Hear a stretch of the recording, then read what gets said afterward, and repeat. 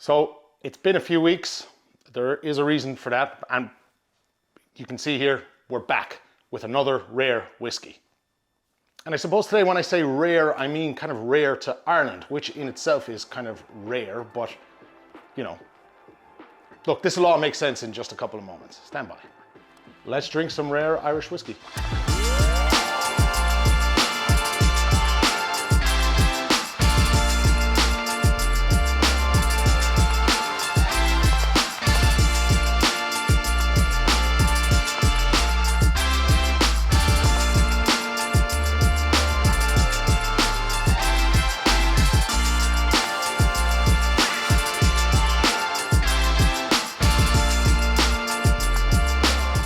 Welcome to Rare Whiskey Wednesdays. I'm the Whiskey Chaser Brian here in Christy's bar, Kilkenny. I hope you're keeping well. Now, like I said at the start, this is distilled in Ireland, but exclusive only to the USA. My American friends, this one is all you. And I'm thrilled you got some more exclusives. It's nice to see the love being spread across the pond and you guys enjoying some Irish whiskey that we don't get to see on our shelves and we don't get to enjoy ourselves. Single pot still Irish whiskey from Middleton, County Cork, triple distilled, 101 proof, which is 50.5 ABV. I said we weren't going to have an Irish distiller's product on the show for a while, but we have no choice. This is the Redbreast Kentucky Oak Edition, pot still Irish whiskey bottled exclusively for the US of A. Funny little story about this whiskey before we start, and a massive shout out to my fellow friend in whiskey, Owen O'Sullivan, also known as Drink That Dram on Instagram, who sourced this bottle on his holidays to the States recently and picked it up and brought it home at my request. Thank you very much. Funny story, this whiskey didn't even land at the same time as Owen did when he came home. So this bottle was bought in a liquor store in Olathe, Kansas, I hope I said that right, near Kansas City, then traveled to Vancouver, Canada, then on to Toronto, where the bag it was in that he was traveling with was lost, eventually obviously found, sent to Dublin, then collected and brought to Limerick, and eventually landed here in Kilkenny to its new home and final resting place. So it literally has been on quite a journey. Thank you, Owen. And actually another massive shout out to fellow whiskey friend Martin Hillard, who recently was on a holiday here to Ireland and stopped into Kilkenny, and I got the chance to meet him and his lovely wife, and he gifted me this awesome t-shirt that I'm wearing today, and it's Trailer Park Brewing, which is a little side project that he does, his own creation, loves a bit of brewing in his own time, and of course some whiskey. So Martin, thank you for the awesome t-shirt. I salute you. Right, so the whiskey, this says here it's part of the American Oak series. It's on the label. Leads me to believe this is not the first of its kind, or won't be the last of its kind is what I mean. There will probably be more. Small bit different than our releases here at home. No age statement, a higher alcohol content with an ABV of 50.5% or 101 proof. Apart from the Redbreast 12 cask strength and the 27-year-old, we don't get too many cask strength releases outside of like the single casks or the speciality kind of, even the speciality bottles, I suppose, not really. Triple distilled pot still whiskey consisting of malted and unmalted barley, which was then obviously distilled and matured in American bourbon barrels and Spanish Oloroso sherry bus. Then it's finished for a period of 3 to 7 months in hand-selected air-dried virgin American white oak casks from the Taylor family Elk Cave Farm in Kentucky. What a mouthful.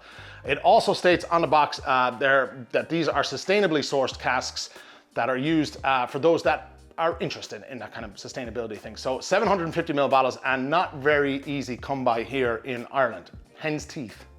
There are 2 online retailers I've seen in Ireland selling these for a ridiculous price of 350 euros a bottle. Retail for this was $120. That's what I paid. Now bear in mind, I did have someone bring it home for me, so there was no import costs, no VAT, no duties, or even shipping, but 350 euros. Really? Now, if you haven't gathered it yet, this is pretty much a nod of the cap to American Oak, Kentucky Oak Edition, that pretty much the entire industry here in Ireland uses to first mature their whiskies. Call it, I would say 99% of whiskey matured in Ireland first uses American Oak or American bourbon barrels, and then we apply some sort of finishing on the whiskey thereafter, or a little bit later on maturing, using kind of, your typical fortified wine casks or whatever.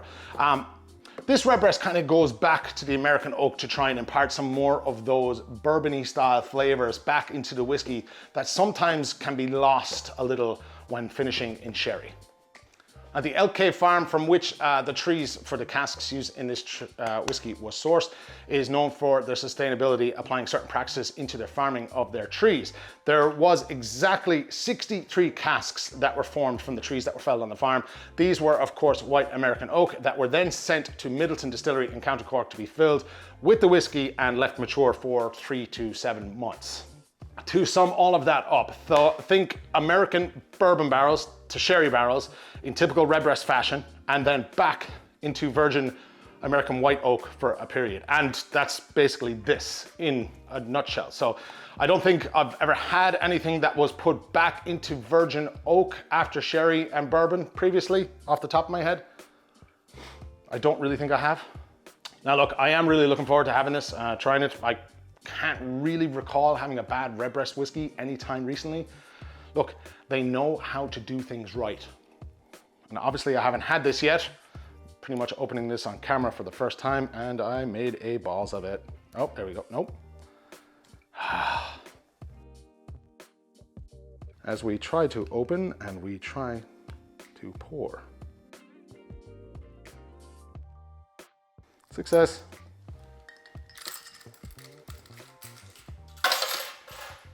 And we eventually open. Oh, and we pour. So while I'm letting that breathe a little bit, let's summarize on what the whiskey is. Triple distilled Irish pot still whiskey, non-age statement, 50.5% ABV or 101 proof for American friends. Initial maturation in bourbon casks, then onto sherry, and finally back into virgin American oak casks for 3 to 7 months, exclusive to the USA. Here as a rare whiskey, it's not for sale here, it's very hard to come by. $120 is what I paid for a 750 ml bottle. And we drink.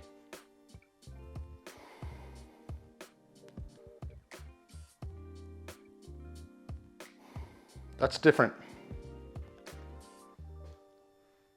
You have, first of all, right, it is Redbreast. You do kind of get that DNA, the kind of nose to it there, but there's a crispiness to the top, right? So it's kind of like oaky nose, kind of a little bit more forward. And vanillas, a lot of vanillas.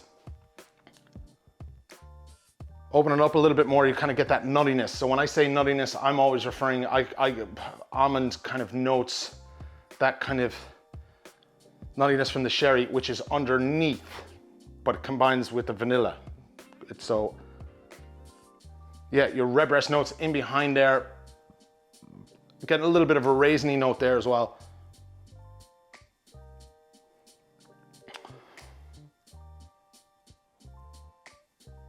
Oh yeah, just got a blast of kind of fresh, crispy kind of wood notes. Spices, lots of those pot still spices kind of coming through. It's different.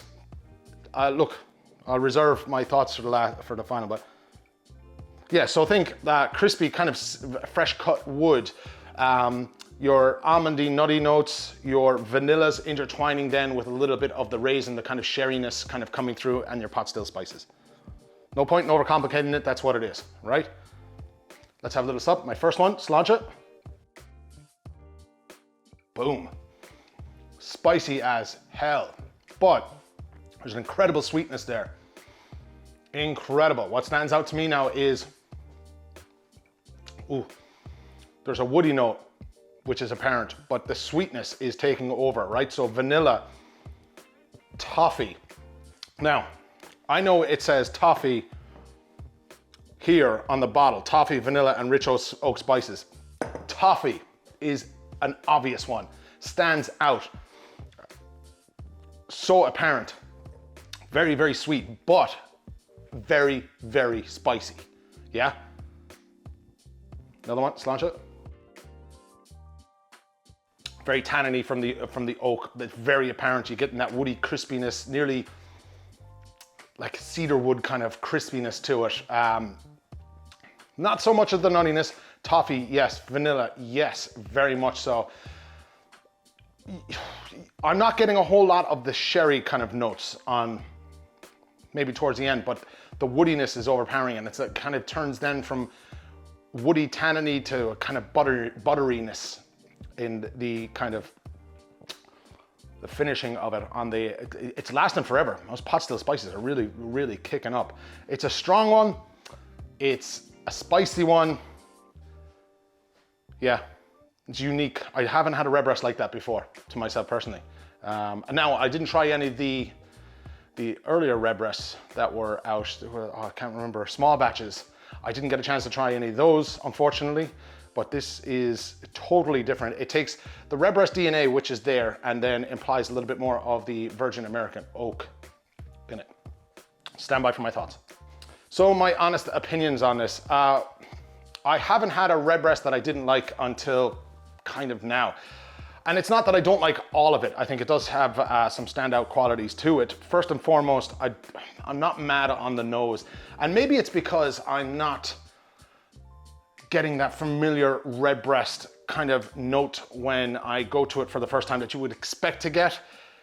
I understand it's been put back into virgin American oak, so you're getting a real blast of the kind of oaky notes, real crispy, real fresh kind of vanilla notes in your face, and it kind of overpowers the notes that you would get from the sherry that you're used to getting from the Redbreast. However, I will say the palate, apart from the spiciness, which was crazy, the palate stood out in terms of that toffee note. That was absolutely beautiful, and the sweetness to it was really, really nice. So, meh.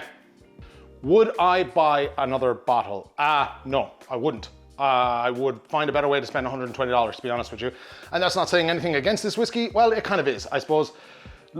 I certainly wouldn't be paying 350 euros for it here in Ireland. And it does have something to offer if you like those kind of bourbony notes, but then again, you know, 120 bucks is hard to pair with. Pros, great palate apart from the spice. Cons, the nose just kind of not for me personally. But then again, some might like this. This bottle is very much and obviously mine. I did purchase myself, and as always, all thoughts are my own.